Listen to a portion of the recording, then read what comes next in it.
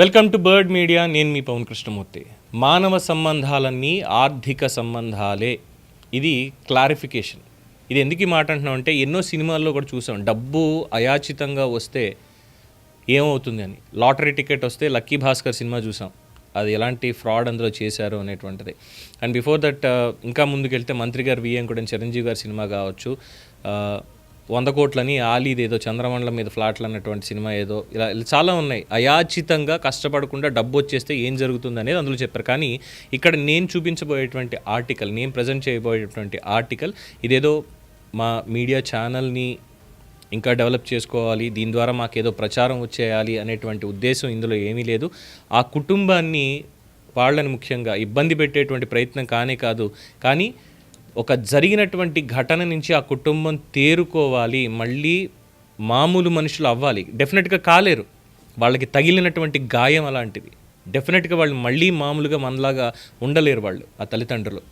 కానీ వాళ్ళ చుట్టూ ఇప్పుడు జరుగుతున్నటువంటి సంఘటనలు ఇవి చూస్తే ఈ క్షణంలో కూడా వాళ్ళని వదిలిపెట్టరా అన్నటువంటి ఒక అభిప్రాయం కలుగుతోంది. భవసాగర్ అని ఒక సోషల్ మీడియా నెటిజన్, ఆయన వాల్ నుంచే ఈ వివరాలు తీసుకున్నాను. గతంలో 2023 జనవరి 23న వాషింగ్టన్ సియాటిల్లో జాహ్నవి కందుల అనేటువంటి ఒక భారతీయురాలు తెలుగు అమ్మాయి హత్య జరిగింది. హత్య అని కూడా కాదు, అది యాక్సిడెంట్ అనుకోవాలో ఏంటో తెలియదు. క్రాస్ వాక్లో వీధి దాటుతుండగా సియాటిల్ పోలీస్ డిపార్ట్మెంట్ అధికారి కెవిన్ డేవ్ తన పోలీస్ వాహనంతో ఢీకొట్టాడు. సో ఎందుకు ఢీకొట్టాడు ఏంటి అనేది చూస్తే, సెప్టెంబర్ 11, 2023న department Seattle police officers guild vice president police department అధికారి డేనియల్ ఆర్డర్ డేవ్ను ప్రాణాంతకమైన ఘర్షణ సమయంలో సంభావ్య బలహీనత కోసం అంచనా వేసిన కొద్దిసేపటికే జోకులు వేస్తున్నటువంటిది ఏదో ఇవన్నీ కూడా వచ్చాయి.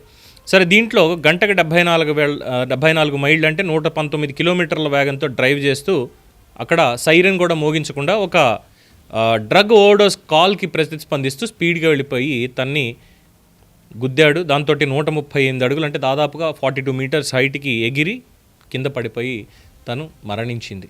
సో దానికి సంబంధించి అమెరికన్ వాళ్ళు సంతాప లేఖ విడుదల చేసి దాదాపుగా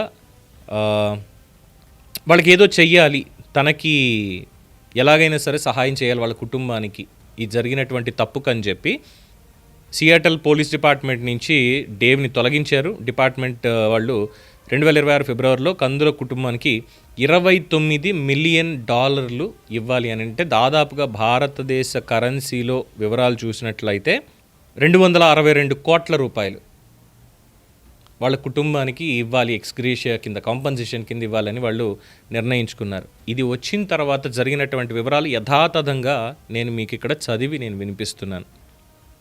వీళ్ళు మాకు చుట్టాలు అవుతారు, నాకు తన కూతురు వరుస అవుతుంది జాహ్నవి. 2 ఏళ్ళైంది, ఒక్కరు కూడా వాళ్ళ బాధని చూసింది లేదు. ఈ ఘటన జరిగి 2 ఏళ్ళైంది, కానీ ఒక్కళ్ళు కూడా వాళ్ళ బాధను చూసింది లేదు.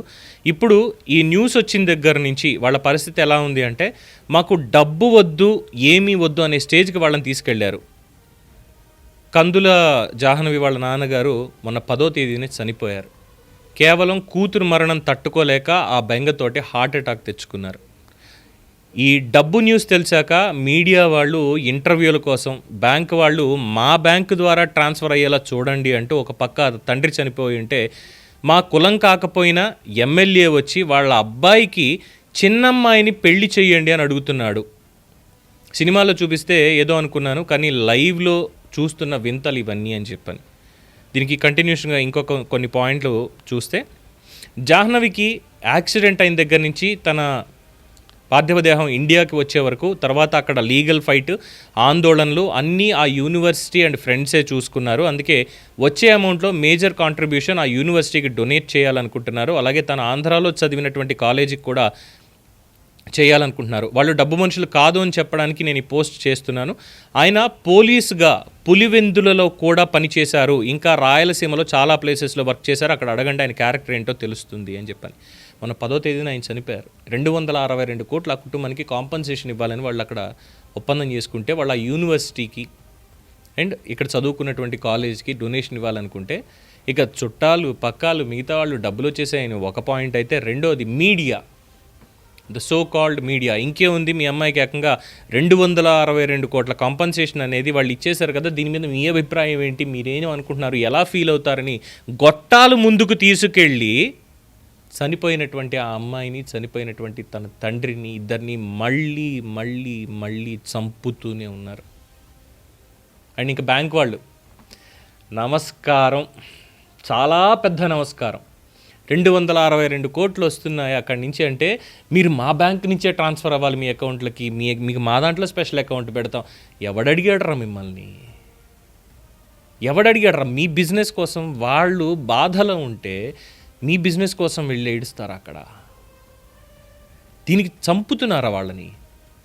ఇంతమంది మీద పడిపోయి ఇంకే ఉంది మీకు డబ్బులు వచ్చేసాయి. అది ఎమ్మెల్యే ఎవడో తెలియదు నిజంగా, మీ చిన్నమ్మాయిని మా అబ్బాయికి ఇచ్చి పెళ్లి చేయండి, ఏంటి 260 కోట్లు వచ్చాయని చెప్పని. మరి అమ్మాయి చనిపోయినప్పుడు వెళ్ళలేదా ఎమ్మెల్యే? ఇది సమాజం తీరు. ఇలా ఉంది, ఏమనాలి? దీనికి ఏ నిర్వచనం ఇవ్వాలి ఈ సమాజానికి? మీ అభిప్రాయం తెలియచేయండి. చూస్తూనే ఉండండి ది బర్డ్ మీడియా.